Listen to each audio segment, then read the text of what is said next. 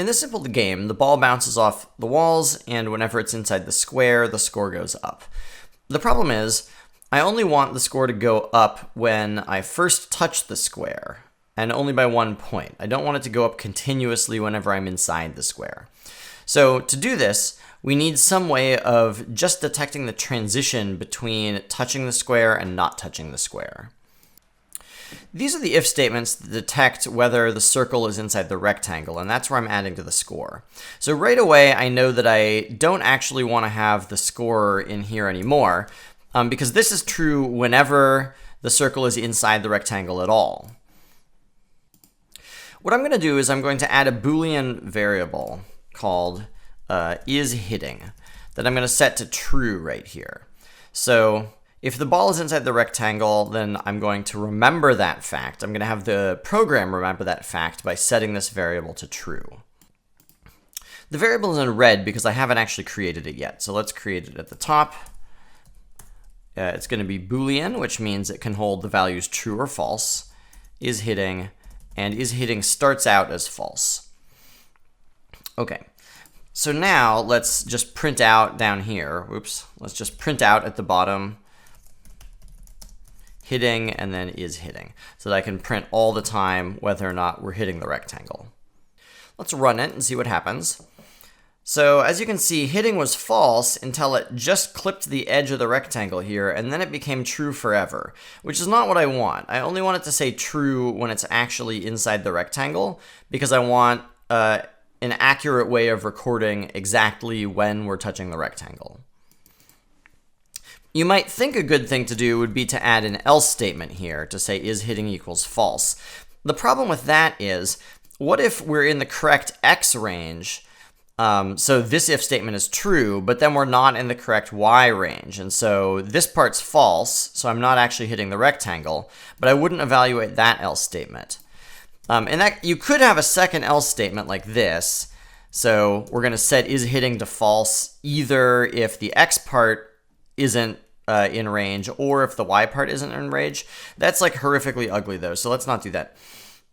I think a better thing to do is let's just by default hit IsHitting to false every single time. So every single loop we're going to say, nope, we're not hitting the rectangle. And then we're going to say, wait a minute, are we hitting the rectangle? And if we are, then we'll change the false to true. But if we're not, then it's okay because we've reset ourselves to be false. So let's try that now. See what it looks like. So IsHitting is false, and then if you watch down in the console here, it switches to true exactly for the frames when the circle is inside the rectangle. Okay, so how was this helpful?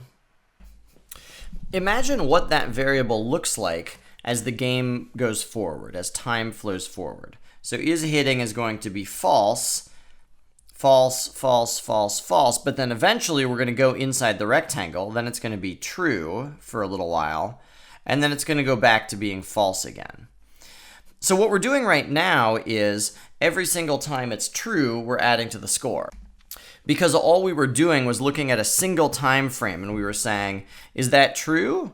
Is that true? Is that true? And then eventually when we got to true, we said, aha, we're inside the rectangle, let's add to the score. And you can see why that's leading to adding too much score. It's I'm true all the time, and then I'm adding to the score all the time. So instead, we want to look for what's called the leading edge. The leading edge is the transition from false to true, because that's this is the first frame where I actually enter the rectangle. And then after that, I'm inside the rectangle. And then this is sometimes called the trailing edge. This is when I exit the rectangle. So instead, we want to look for two values. So in code, it would be something like this. If the IsHitting value in the last frame was false, and in this frame it's true, that's exactly when I want to do something like add to the score. So if IsHitting was false and IsHitting is true, then do stuff. So in my actual code, instead of printing, I could do something like this. I could say if, well, let's do this in pseudocode.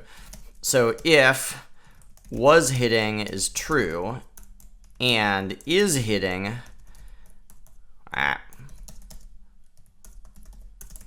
Okay, this is actually totally backwards from what I want to do. If was hitting is false and is hitting is true, that's when I want to add to score.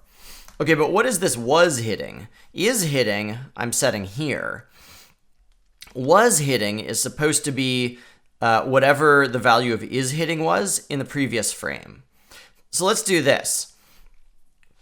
So like this is where we reset the value for whether or not we're actually hitting the rectangle. So here I'm going to add a comment here. Detect if hitting rectangle.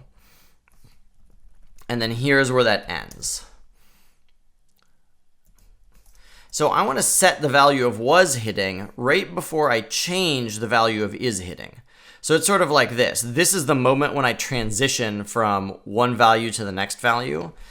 So I want to save the old value of is hitting here. So was hitting equals is hitting. So it's like here I'm taking my current value for am I hitting the rectangle, and I save it, and so now that represents the previous frame. And now I'm setting the new value for is hitting. And so by the time we get to code down here, was hitting is whatever the previous value of is hitting used to be. So that's the last frame's value.